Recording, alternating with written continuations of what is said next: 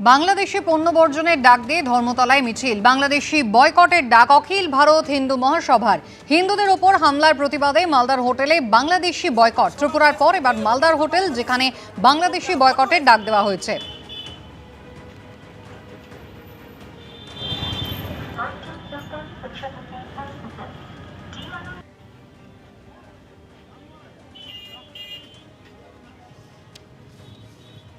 প্রভুকে যাতে বিচার না দেওয়া হয় তার জন্য তারা আদালত প্রাঙ্গণে দাঁড়িয়ে হুমকি দিচ্ছে। কোনো উকিল বাবু তার হয়ে দাঁড়াতে পারছেন না। আজকে গোটা পৃথিবীর বুকে বাংলাদেশ এবং বাংলাদেশের এক শ্রেণীর জঙ্গি জনগণ তারা যুদ্ধ ঘোষণা করেছে মানবতার বিরুদ্ধে। এই মানবতা বিরোধী যুদ্ধের বিরুদ্ধে আমরা রাস্তায় নেমেছি। বাংলাদেশি জঙ্গিদের সর্বত্র বয়কট করার আবেদন জানিয়ে তাদেরকে যাতে পণ্য বিক্রি করা না হয়, তাদেরকে যাতে খাবার দেওয়া না হয়, তাদেরকে যাতে ভারতের কোথাও আশ্রয় দেওয়া না হয়, চিকিৎসা দেওয়া না হয়, তার আহ্বান জানিয়ে আমরা মানুষের দরজায় দরজায় ঘুরছি।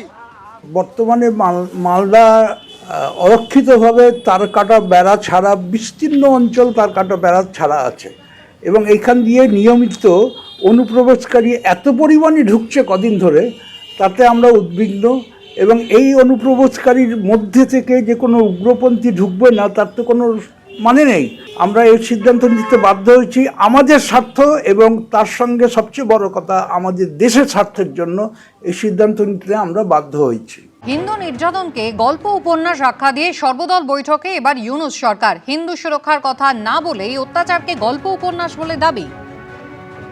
আগরতলায় বাংলাদেশের অ্যাসিস্ট্যান্ট হাই কমিশনে বিক্ষোভ নিয়ে সর্বদল বৈঠকে হলো আলোচনা। হামলা রুখতে নয়, ভারতে প্রতিবাদের বিরোধিতায় সক্রিয় হলো বাংলাদেশ সরকার।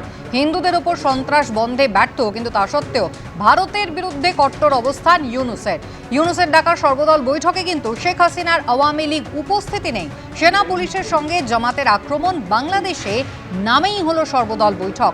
হিন্দুদের ওপর লাগাতার হামলা, আর তার মধ্যেই এই সর্বদল বৈঠক হলো। চাপের মুখে লোক দেখানো সর্বদলীয় বৈঠকে ডাক দিয়েছিলেন ইউনূস।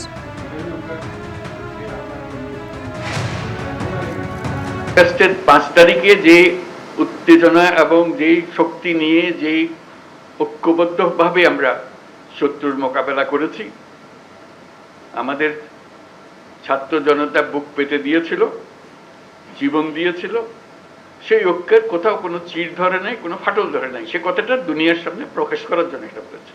আমরা কোনো দুর্বলতার থেকে এখানে আসি নাই। আমরা এখনো সেই জাতি, যেই জাতি এই 5ই আগস্ট থেকে আমরা যাত্রা করেছিলাম স্বৈরাচারী সরকারকে বিদায় দিয়ে। সেই জাতি এখনো সেই সজাগ আছে, সে মজবুত আছে। সে মজবুত জিনিসটা দুনিয়ার সামনে তুলে ধরা। তারা যেন মনে করছে যে এর বোধহয় ঠান্ডা হয়ে গেছে। ওটা ঠান্ডা আমরা হই নাই। আমরা সেই সতেজ। যখন আমরা দেখি পুলিশ বলে যে স্যার একটা মারি তো 4টা দাঁড়ায় যায়, এখনো 4টা না 40টা দাঁড়াবে। এবার সে জাতি মরে নাই, দুর্বল হয় নাই, সবল আছে। আপনাদেরকে আজকে উপস্থিতিটা শুধু সেটা জানানোর জন্য, আমাদের সবার মনে সেটা জাগিয়ে দেওয়া। এটা আমাদের থেকে ছিনিয়ে নেওয়ার কোনো অবকাশ কারো শক্তির নাই। যে যত ষড়যন্ত্র করুক, যত অপপ্রচার করুক, যত কিছুই করুক।